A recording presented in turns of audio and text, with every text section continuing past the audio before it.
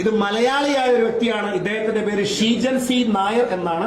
കായംകുളം സ്വദേശിയാണ്. പക്ഷേ ഇദ്ദേഹം സെറ്റിലായത് ഗുജറാത്തിലെ വഡോദര അഥവാ ബറോഡ എന്ന് വിളിക്കുന്ന ആ സ്ഥലത്താണ്.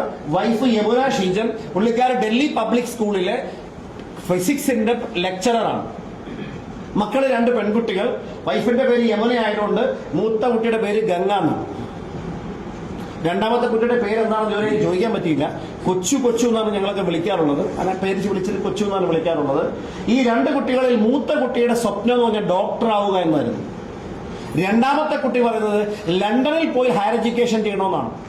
അപ്പൊ ഈ ഷീജൻ സാർ എന്നോട് പറഞ്ഞത്, സാർ ഞാൻ എയർഫോഴ്സിലെ ഒരു വാറന്റ് ഓഫീസർ ഉദ്യോഗസ്ഥനാണ്, വൈഫ് ടീച്ചറാണ്. ഞങ്ങളുടെ 2 പേരുടെ ശമ്പളം കൂട്ടി വെച്ചാൽ പോലും ഞങ്ങൾക്ക് മക്കളെ ഡോക്ടറാക്കാനോ അല്ലെങ്കിൽ മികച്ചൊരു യൂണിവേഴ്സിറ്റിയിൽ പഠിപ്പിക്കാനുള്ള സാമ്പത്തിക ശേഷി ഉണ്ടാവില്ല.